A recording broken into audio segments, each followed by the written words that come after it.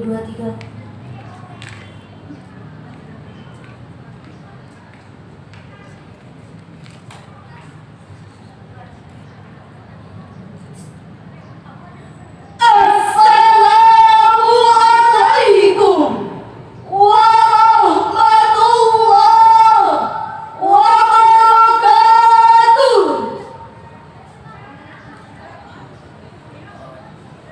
Alhamdulillahilladzi ja'ala fi amwalil a'liya haqqan lis-sa'ili wal mahrum. Wassalatu wassalamu ala sayyidina Muhammad wa ala alihi wa ashabihi ajma'in. Amma ba'd. Dewan Hakim yang arif dan bijaksana, hadirin kaum muslimin yang kami banggakan. Media sosial layaknya pisau bermata dua, membawa dampak positif dan negatif.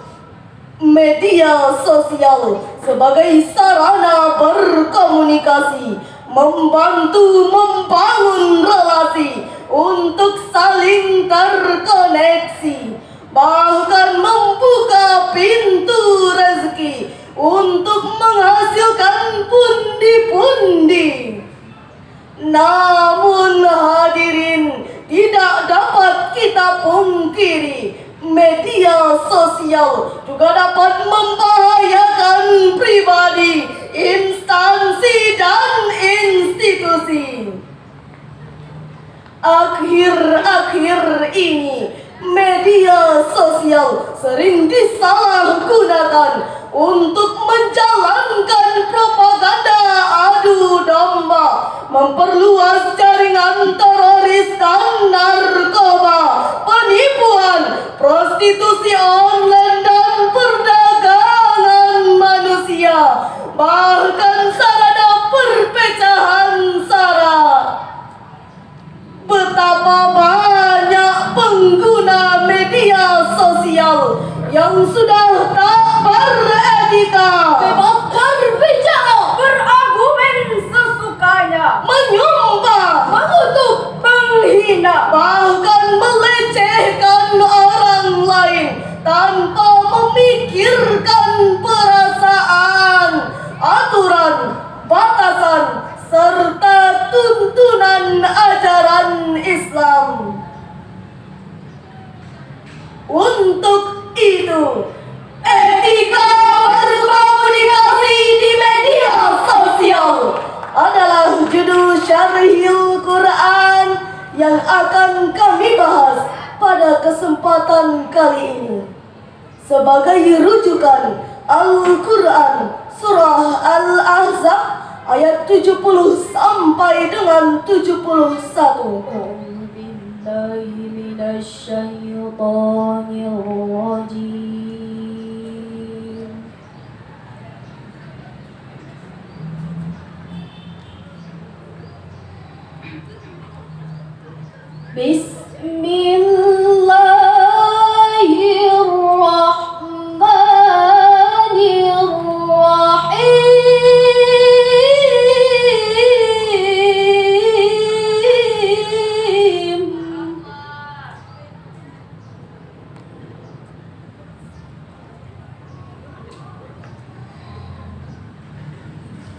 Ya ayyuhal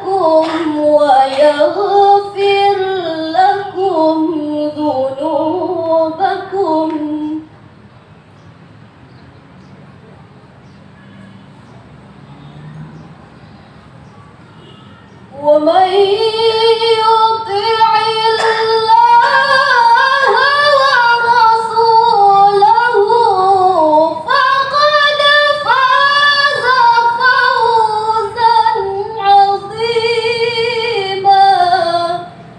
Aku berlindung kepada Allah dari godaan setan yang terkutuk dengan menyebut nama Allah yang Maha Pengasih, Maha Penyayang.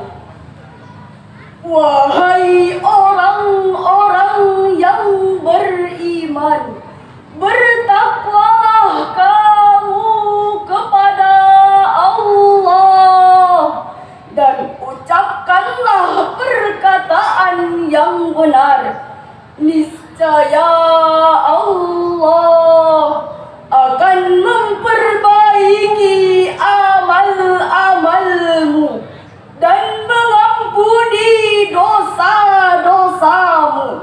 Dan barang siapa yang menaati Allah dan Rasul-Nya, maka sungguh ia menang dengan kemenangan yang agung. Hadirin, Syekh Al-Qurtubi dalam tafsir Al-Jami' li Ahkamil Quran juz 14 halaman 523 menjelaskan, Qulu qawlan sadida, ay qasdan wa haqqan, ucapkanlah perkataan dengan sengaja dan benar. Perkataan yang benar adalah yang mengandung kebaikan.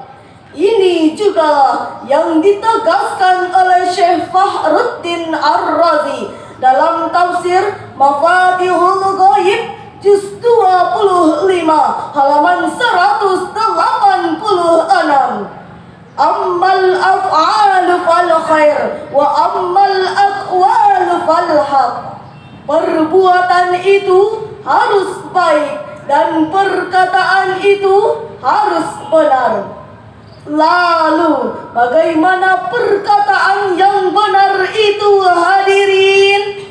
Syekh Ibnu Katsir dalam tafsir Al-Qur'anul Azim juz 6 halaman 487. Qawlan sadida, ay mustaqiman lahu wijaja fihi walan hiraf. Perkataan yang lurus, tidaklah mengandung kepalsuan dan penyimpangan. Ucapan dan tindakan harus sejalan, tidak berbohong dan tidak manipulasi. Namun hadirin, apa yang terjadi di era media sosial saat ini? Etika berkomunikasi di media sosial makin jauh dari perilaku Islami. Banyak yang tidak peduli sampai membahayakan diri sendiri. Munculnya update status berlebihan, selfie, upload foto pribadi dengan segala macam ekspresi tanpa proteksi privasi. Media sosial juga mulai berubah fungsi, bukan hanya sebagai alat komunikasi, tetapi menjadi tempat meluapkan emosi. Cyberbullying, cyberhate, dan cyberhoax. Hoax tampil layaknya fakta, dikemas sedemikian rupa hingga pembaca percaya dan terpedaya, lalu disebarkan ke jagat maya hingga menebarlah kebohongan. Muncullah ketakutan, bahkan hancurlah kehormatan si korban. Pantas Profesor Dr. Kamarudin Hidayat, mantan Rektor Universitas Islam Negeri Jakarta, sebagai Duta Anti Hoax Indonesia mengatakan, berita hoax sangat mengerikan yang membuat kegelisahan, menebarkan rasa benci dan ketakutan, bahkan bisa membunuh karakter karena berisi manipulasi dan kecurangan. Hadirin, betapa banyak saudara kita yang menjadi korban penipuan, tergiur investasi bisnis bodong hingga rugi miliaran, terlibat sindikat barang haram hingga jadi buronan kepolisian, terikat pucuk rayu pemilik akun palsu hingga jadi korban penculikan, pemerkosaan dan pembunuhan. Bahkan masyarakat awam sering terprovokasi dengan berita hoax, lalu menebar ujaran kebencian yang akhirnya meringkuk dalam tahanan. Nauzubillah. Hadirin, bukankah hoax hanya membawa petaka berujung penjara? Bukankah hoax hanya akan merusak hubungan antar umat beragama? Dan bukankah hoax hanya akan merusak hubungan antar umat beragama? Tentu kita tidak ingin hal ini menimpa tanah air tercinta. Betul hadirin?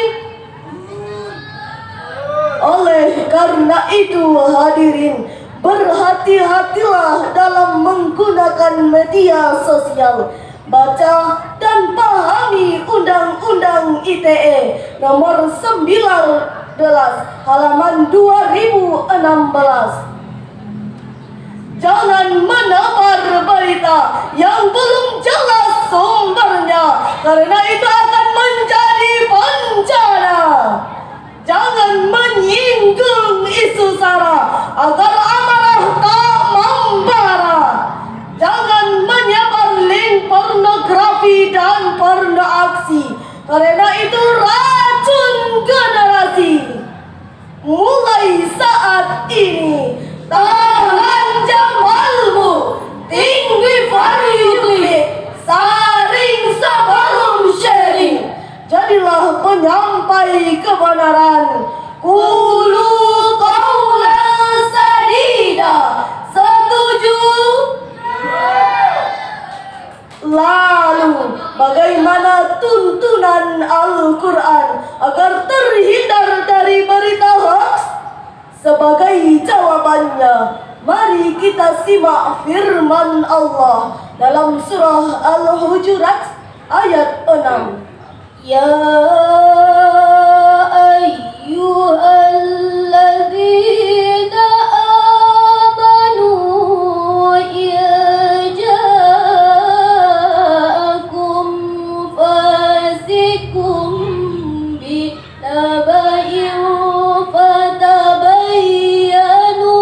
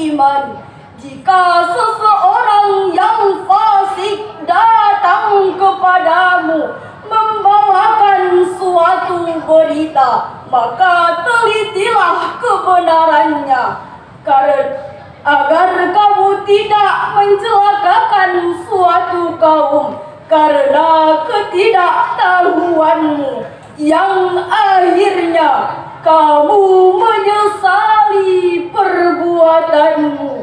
Maha benar Allah dengan segala firman-Nya. Hadirin, Syekh Al-Qurtubi dalam tafsir Al-Jami' li Ahkamil Quran juz 16 halaman 312. Jangan menebar berita yang belum jelas sumbernya, karena itu akan menjadi bencana. Jangan menyinggung isu sara agar amarah tak membara. Jangan menebar berita yang belum jelas sumbernya. Hadirin, jangan sampai kita menyakiti orang lain karena kesalahan menerima berita. Jangan sampai kita merugikan orang lain karena kebodohan kita. Jangan sampai kita menghancurkan bangsa ini karena ketidaktahuan kita. Fatusbihu ala ma fa'altum nadimin. Sesungguhnya kita akan menyesal. Sebagai kesimpulan, pertama, etika berkomunikasi di media sosial telah diatur dalam Undang-Undang ITE, namun belum sepenuhnya rakyat Indonesia memahami dan menjalankannya. Kedua, tugas kita semua, seluruh rakyat Indonesia, mari saling menjaga, saling mengingatkan sesama, tunjukkan etika jika eksis di media. Setuju? Ketiga, waspadalah terhadap hoax, apapun tampilannya, jangan mau dipecah belah, karena kita cinta Indonesia, cinta Pancasila. Alif nan jonun yasana katan dorofa sukun johazaf yasana katan domati salam pertamo yosana.